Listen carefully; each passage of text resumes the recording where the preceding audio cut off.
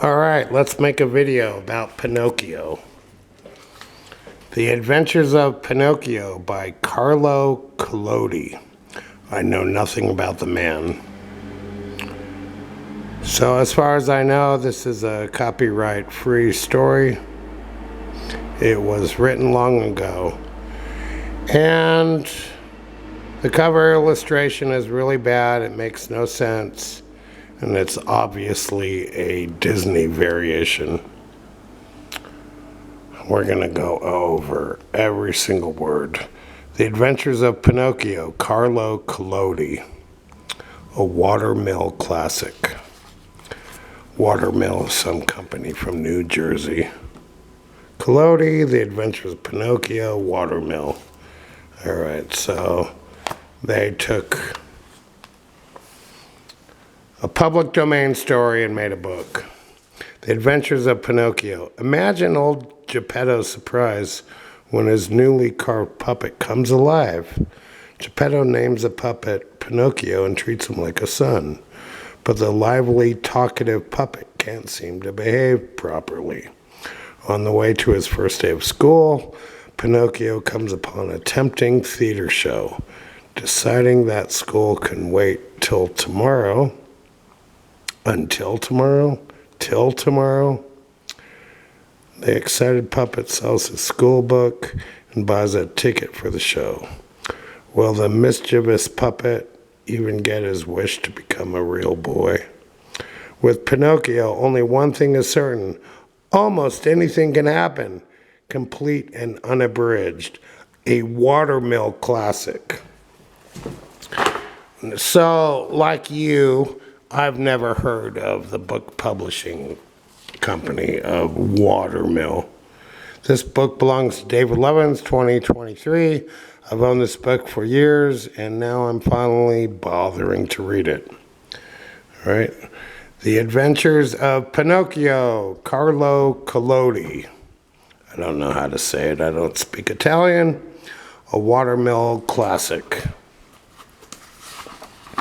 We're going over every single word. All right, let's get my glasses. I need reading glasses. I'm 55, what can I say? So thanks for the 7 people who watched my last video. This special and unabridged Watermill Classic Edition has been completely reset in size and style, designed for easy reading. Format, type, composition, and design of this book are the exclusive property of Watermill Press, Mahwah, New Jersey. Mahwah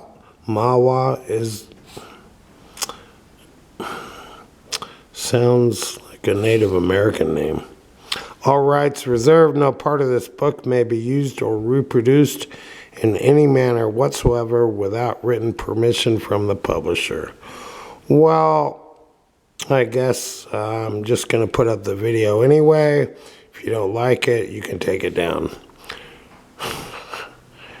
I'm always in trouble for copyright violations on YouTube. Contents of this edition copyright 1985 by Watermill Press, Mahwah, New Jersey. Printed in the United States of America, ISBN 0-8167-0464-3. Now, if I know my YouTube listeners and watchers, you've already turned the video off right now because you have a short attention span. All right. Chapter 1. How it came to pass that Master Cherry, the carpenter, found a piece of wood that laughed and cried like a child. There was once upon a time a king, my little readers will instantly exclaim. No, children, you are wrong. There was once upon a time a piece of wood. This wood was not valuable, semicolon. It was only a common log like those that are burned in winter in the stoves and fireplaces to make a cheerful blaze and to warm the rooms. I cannot say how it came about, but the fact is that one fine day, this piece of wood was lying in the shop of an old carpenter by the name of Master Antonio. He was, however, called by everybody Master Cherry, because the end of his nose was always as red and polished as a ripe cherry. Now, kids, you know why that is? Why would a man have a red nose?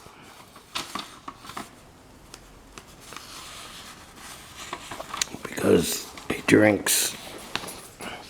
No sooner had Master Cherry set eyes on the piece of wood than his face beamed with delight, and, rubbing his hands together with satisfaction, he said softly to himself, "This wood has come at the right moment. It is just right for the leg of a little table." Having said this, he immediately took a sharp axe to remove the bark and the rough surface. But before he could give the first stroke, he remained with his arms suspended in the air, for he heard a very small voice saying imploringly, "Do not strike me so hard. Picture the astonishment of good old Master Cherry." He turned his terrified eyes all around the room to try and discover where the little voice could possibly have come from, but he saw nobody. He looked under the bench. Nobody. He looked into the cupboard that was always shut. Nobody. He looked into a basket of shavings and sawdust. Nobody. He even opened the door of the shop and glanced into the street. And still nobody. Who, then, could it be? "I see how it is," he said, laughing and scratching his wig. Evidently, that little voice was all my imagination. Let us set to work again." And taking up the axe, he struck a tremendous blow on the piece of wood. Oh, you have hurt me," cried the same little voice dolefully. This time Master Cherry was petrified. His eyes started out of his head with fright. His mouth remained open, and his tongue hung almost to the end of his chin.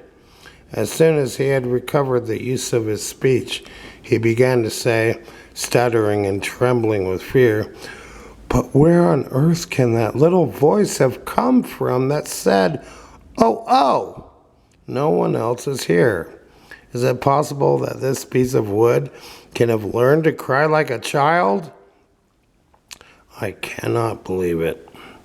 This piece of wood here is a log for fuel like all the others, and thrown on the fire it would be enough to boil a saucepan of beans. How then can anyone be hidden inside it? If anyone is hidden inside, so much the worse for him. I will settle with him at once."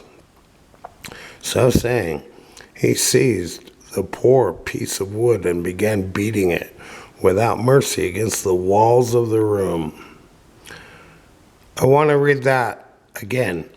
So saying, he seized the poor piece of wood and began beating it without mercy against the walls of the room. Okay, so he took the piece of wood and he was slamming it against the walls. All right. Then he stopped to listen if he could hear any little voice. He wanted to beat the voice out of that piece of wood. He waited 2 minutes, nothing. 5 minutes, nothing. 10 minutes, still nothing. "I see how it is," he then said, forcing himself to laugh and pushing up his wig. Evidently, the little voice that said, "Oh, was all my imagination. Let us set to work again." Nevertheless, he was very frightened, so he tried to sing to give himself a little courage.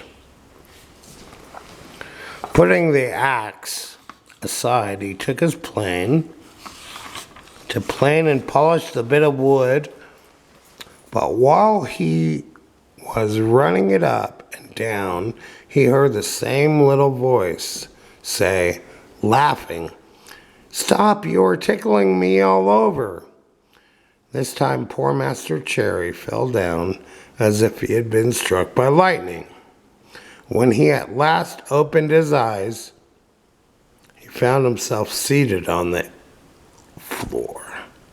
His face was quite changed.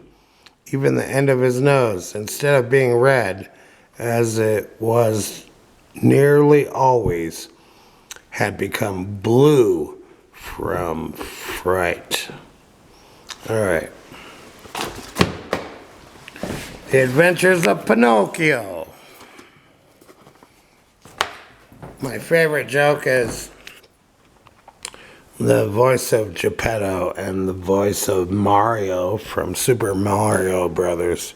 Could be the same voice. There's this stereotypical Italian voice that just constantly makes me laugh. I'm Mario. I'm Geppetto. It's the same thing. All right. So I lived in San Francisco for 20 years. I lived in Little Italy. I met lots of Italian people. Okay. So the truth is I had opportunities to read this book throughout my whole life, and I never bothered to read the actual book. The Disney movie bowdlerized Pinocchio tremendously. Pinocchio is one of Terry Gilliam's favorite films of all time. He directed Brazil, The Fisher King, was in Monty Python. So, there's a big thing about Pinocchio.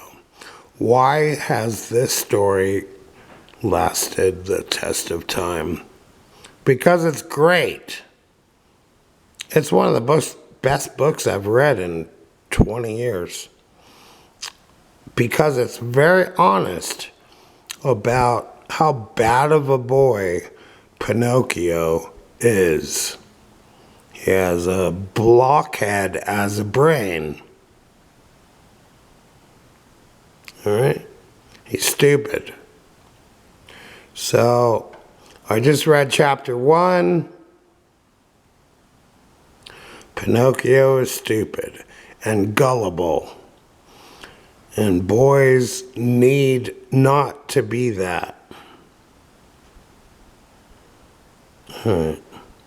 Boys need to be smarter than a puppet made of wood with sawdust for a brain. What's offensive about this book is this cover illustration. They don't even say who the artist is. There's no signature. So my point is that they copyrighted the material from the book based on their typesetting, yet they don't even give credit to the illustrator who did this crappy Disney ripoff illustration. It's really bad. It's not good.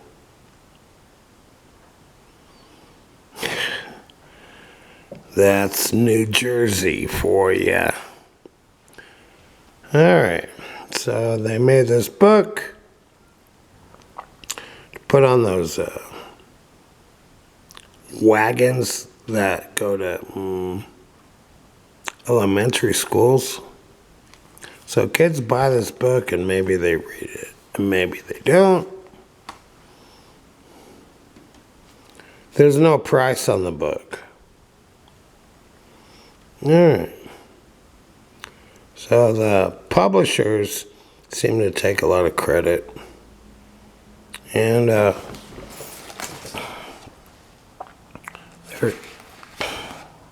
Oh, here it is.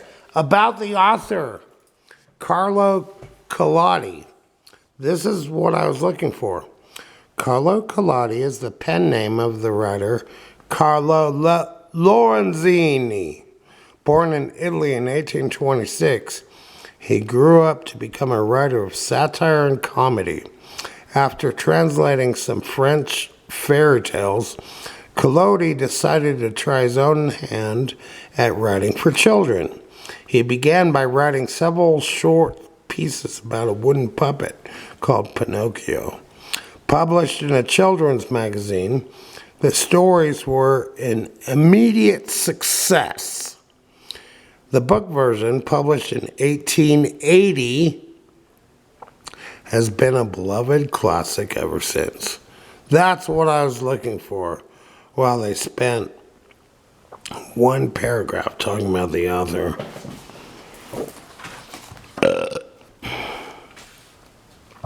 I can burp because people only watch 1 minute of my video. Now, the funniest thing about reading a book is you can go to the last page and read the very last sentence. How ridiculous I was when I was a puppet, and how glad I am that I have become a well-behaved little boy. I'm 55.